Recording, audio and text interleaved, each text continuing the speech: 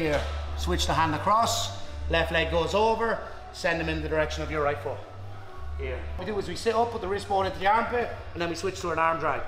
I come up with my hand, first hook in, second hook in, and then we take the back. So a long hook, short hook, heads over the far shoulder, push the elbow in, and then we get a nice clean back take from here.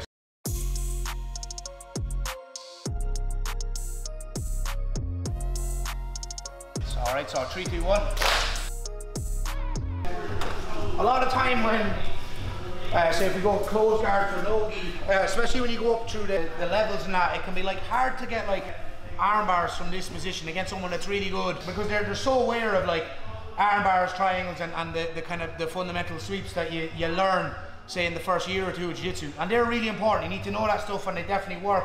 But if Alan's like fresh in a match or just fresh in a roll, it can be hard to get like say arm bars and that on him. Not impossible. There's definitely different ways of breaking his posture, but we just want to have like a little bit of a different approach to close guard. All right, so we're going to try to go from close guard to the back. So what we basically do is I'm just going to like take like a 2-on-1 grip. The way I do this is if you kind of frame fairly hard, I just go 2-on-1 wrist grip, and I bring my knees forward. All right, so that kind of brings Alan's weight off his heels and it brings his hand closer to me.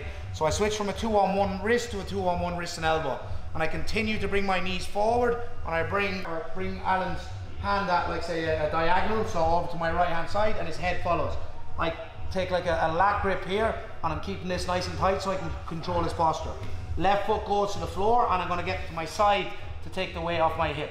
So we can either like come up and climb and take the back, or what we can do is pull our elbow back, cover his shoulder with my chest, grab his hip and hip escape, and we can put in our second hook. All right, so really simple technique and works really well, and it pairs really well with like say armbar attempts or failed armbar attempts, which we'll talk about in a little bit. So first of all, 2-on-1 wrist grip, knees forward, 2-on-1 wrist and elbow, and I send his hand past my shoulder and his head will follow in that direction. And what's happening here is it's not even so much my arms that are doing it. My arms just kind of like guide his hand in the direction I want to go.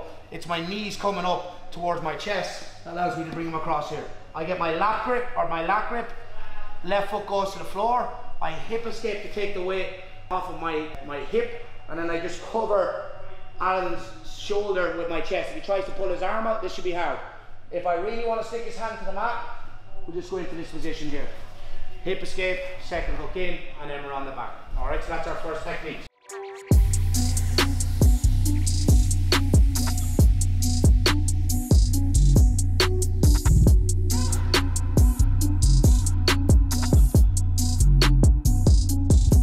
So what we were doing there was we were taking like a 2-on-1 grip, and the goal is basically to bring his elbow past his center and then across to the far side, put his hand on the mat, and then kind of come up and take the back from here. So we can do that like say with 2-on-1, like 2-on-1 wrist and then switching to like a 2-on-1 elbow. But what works really well is like an arm drag. So what we'll do first is if I'm finding it hard to get like his elbow past like his center, what I'll do is we'll try to get the hand across. So even if you try fight it, so I can even start with 2-on-1, get the hand across. I'm finding it hard to get the elbow across.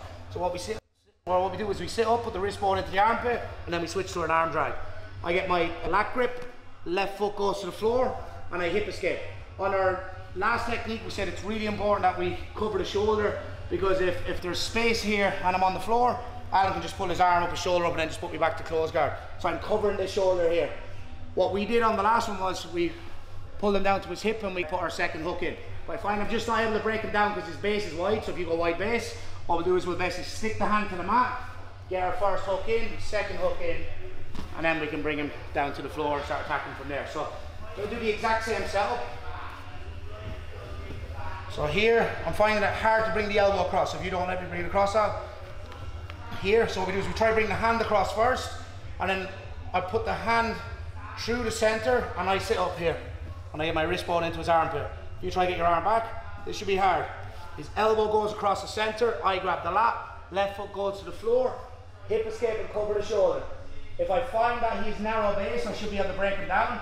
If not, he goes wide base and I can't break him down, I can either stick his hand to the mat if it's in a position to do so, or if not, I come up with my hand, first hook in, second hook in, and then we take the back.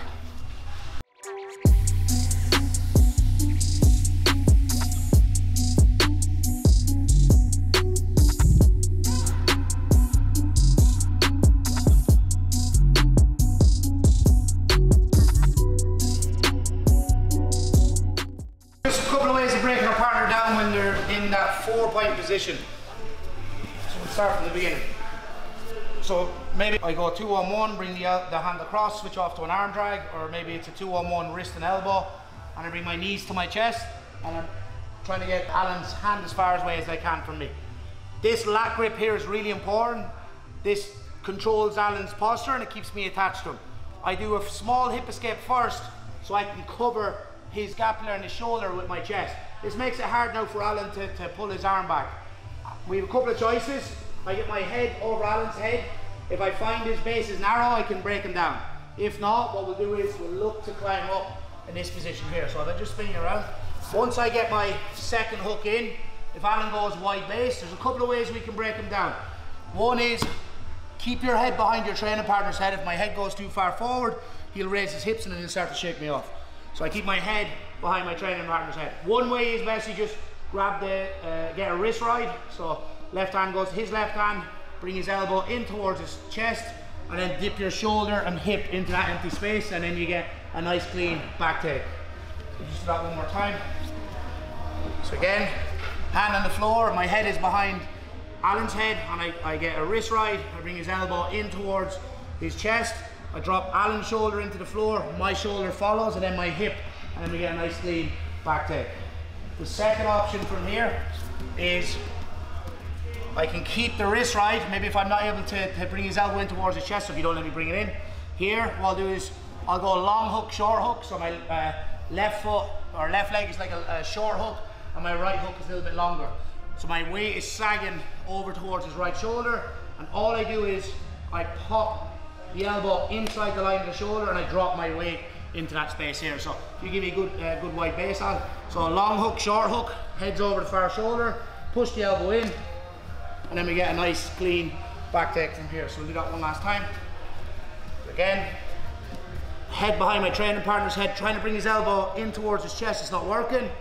Long hook, short hook, left one is the short one, right one's the long one. Weight is sagging over the right shoulder, push the elbow in, my shoulder and hip fall to the mat, and then we can start attacking from the back. All right, so.